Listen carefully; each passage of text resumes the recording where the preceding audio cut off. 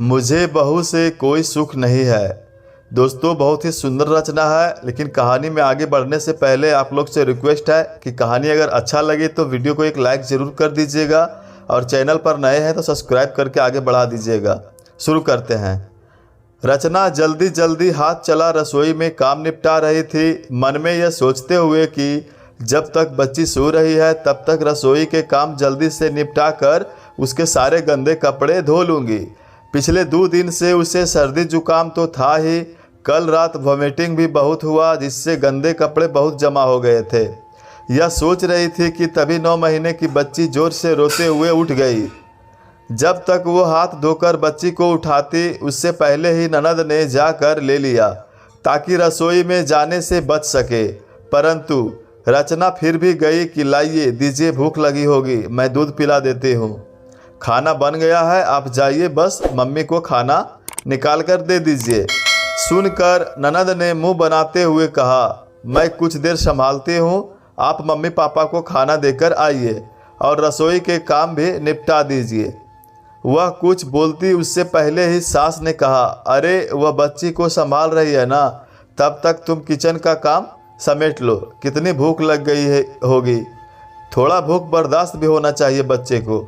रचना मन महसूस कर चली गई, लेकिन तब बच्ची ने पाउटी कर दिया। तब ननद ने बच्ची को भाभी के गोद में देकर मम्मी पापा के लिए खाना भी निकालने गई। सासू माँ खाना खाकर उठी कि उन्हें 2-3 सहेलियाँ उनसे मिलने आ गई। सासू माँ अभी 1 सप्ताह पहले ही हॉस्पिटल से डिस्चार्ज होकर आई है, इसलिए रिश्तेदारों के साथ पड़ोसियों और सहेलियों का भी आना जाना लगा रहता है। तब राधिका, अब तबीयत कैसी है? डॉक्टर ने क्या कहा? हम लोगों ने सोचा कि हॉस्पिटल आऊँ तुमसे मिलने, फिर सोचा कि घर आ जाएगी तभी अच्छे से मिलकर बात भी कर लेंगे, इसलिए नहीं गए। सहेलियों ने कहा, अरे कोई बात नहीं, अभी बात कर ही रही थी कि तब तक ननद ने सासू माँ को दवाई निकाल कर दी। यह देखते ही सहेलियों ने तुरंत पूछ लिया, तब बहू ख्याल रखती है कि नहीं, सेवा करती है, समय पर खाना दवा पानी देती है कि नहीं? जिसे सुनकर राधिका जी ने तुरंत आंखों में आंसू भर कर मुँह बिचकाते हुए कहा, नहीं, बिल्कुल नहीं, कोई ख्याल नहीं रखती, कोई सुख नहीं है। वो तो किस्मत की धनी हूँ मैं कि मेरा पति अच्छा है और भला हो मेरे बेटा और बेटी का जो हर समय मेरे आगे पीछे लगे रहते हैं। सबसे ज़्यादा तो मेरी बेटी हॉस्पिटल में भी साथ नहीं छोड़ा और ये तो कभी हॉस्पिटल में देखने के लिए भी नहीं आई। अगल बगल में जो भी पेशेंट थे सब पूछ रहे थे, घर में कोई और नहीं है? आपके पास तो सिर्फ आपकी बेटी और पति ही रहते हैं। सुनकर मैं चुप रह जाती थी, क्या बोलूं, कैसे बोलूं कि बहू भी है लेकिन आती नहीं है। अभी घर में भी यह अपने बच्चे और काम के पीछे लगी रहती है। दवाई निकाल कर मेरी बेटी देती है तो कभी पति देता है। ननद ने भी अपनी माँ की हाँ में हाँ मिलाते हुए हाँ कहा, आंटी जी, मैं अगर माँ को नाश्ता ना दूँ तो नाश्ता भी नहीं मिलेगा। हाँ, वह तो देख रहे हो, अभी तुम दवाई दे रही हो। हे भगवान, कैसी कठोर दिल की है तेरी बहू। अगर तुम्हारी जगह इसकी अपनी माँ रहती तो क्या नहीं जाती, नहीं सेवा करती? आने दो, अभी बोलती हूँ। नहीं नहीं, मत बोलना, जाने दो, बिना मतलब बात बढ़ जाएगी। सासू माँ ने यह सब बातें कर रही थी कि तब तक रचना सबके लिए चाय पानी लेकर आ गई। लीजिए आंटी जी, चाय पीजिए, रचना ने कहा तो वहाँ बैठी 1-2 महिला ने मुस्कुरा कर धन्यवाद कहा, परंतु एक जो सास की पक्की सहेली थी उन्होंने लगभग रचना को झिड़कते हुए कहा, क्यों बहू, सास का ध्यान क्यों नहीं रखती हो? बेचारी मरते मरते बची है, थोड़ा तो सेवा पानी कर कि जल्दी स्वस्थ हो जाए। अगर इसकी वजह से जगह तेरी माँ होती तो क्या छोड़ देती? नहीं ना। सुनकर रचना थोड़ा चौंक गई। वह कुछ बोलती उससे पहले ही सासू माँ बीच बचाव करने लगी। अरे बहू, तुम बुरा मत मानना, मैंने कुछ नहीं कहा, बस इसे मेरी तकलीफ देखी नहीं गई इसलिए बोल दिया। यह सुनकर रचना को बहुत बुरा लगा क्योंकि यह बातें लगभग रोज ही की हो चुकी थी। कोई ना कोई कुछ बोल ही देते, सुना देते या नहीं तो नज़रों में बता देते थे कि मैं सासू माँ की सेवा नहीं करती हूँ। गुस्सा आने के बावजूद भी वह समय सामान्य होती हुई बोली, नहीं माँ जी, मुझे बुरा क्यों लगेगा, मैं तो बहू हूँ और बहू का दिल तो वज्र के समान होता है, जिसे ना तो चोट पहुँचती है, ना ही दर्द, ना कोई तकलीफ होती है। अरे हमने ऐसा क्या बोल दिया जो तू कहाँ की बात कहाँ लेकर जा रही है।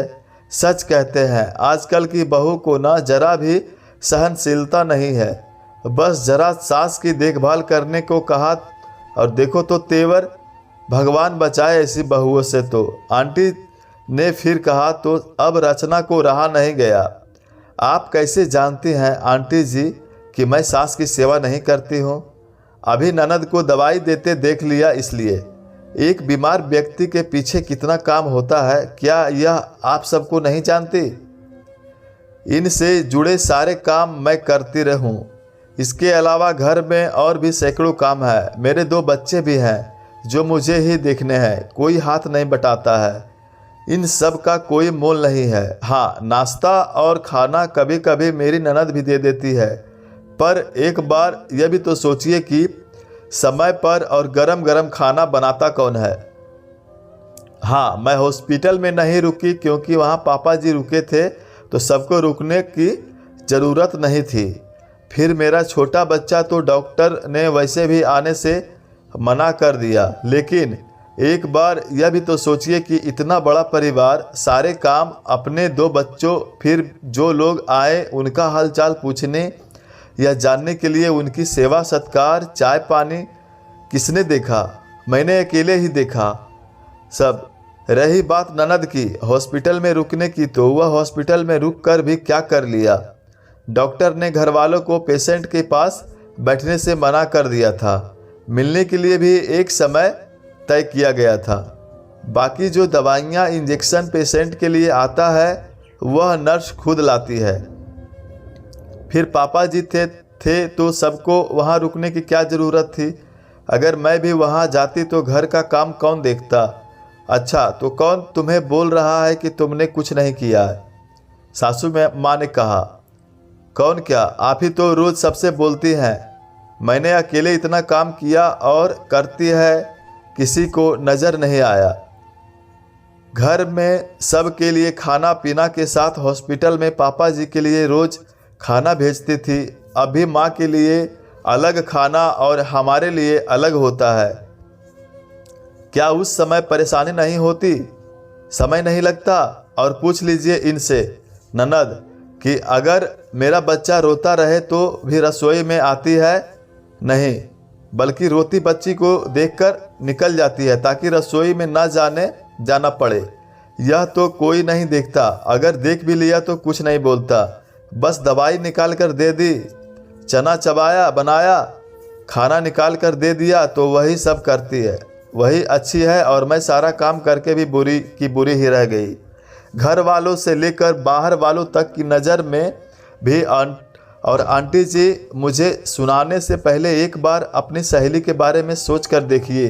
वो बीमार हैं, उनको डॉक्टर ने आराम करने को कहा है, कम बोलने को कहा है, लेकिन घर से लेकर हॉस्पिटल तक मेरी बुराई करने में पीछे नहीं रही। बगल के पेशेंट ने पूछ लिया तो ये नहीं बता सकती थी कि घर पर 2 बच्चे हैं, घर में और भी लोग हैं जिसे बहू ही संभाल रही है। रही बात इन्हें माँ मानने की, तो मैं जिस दिन शादी करके आई उसी दिन से माँ बोल रही हूँ और माँ मान भी रही हूँ। अपना मान लिया सबको, लेकिन इन सब ने मुझे कभी अपना नहीं माना। मैं पहले भी पराई थी और आज भी पराई हूँ। रचना ने बोलते ही सास के साथ सभी सहेलियों की बोलती बंद हो गई। अरे क्यों इतना नाराज़ हो रही हो? इतना बोलने की क्या ज़रूरत है? अब तुम्हारे घर में क्या होता है हमें कैसे मालूम?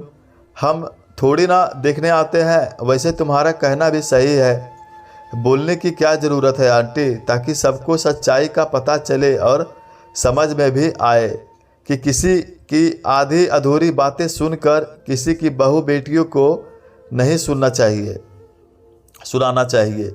इसके बारे में बुरा ख्याल नहीं बनाना चाहिए। बोलकर रचना अपने कमरे में चली गई। सासू माँ भी चुप हुई और सभी सहेलियों भी अपने अपने घर को चली गई। तो दोस्तों, अगर कहानी अच्छी लगी हो तो एक लाइक ज़रूर कर दीजिएगा और चैनल पर नए हैं तो सब्सक्राइब कर दीजिएगा। अपनी प्रतिक्रिया कमेंट बॉक्स में ज़रूर दीजिएगा। धन्यवाद।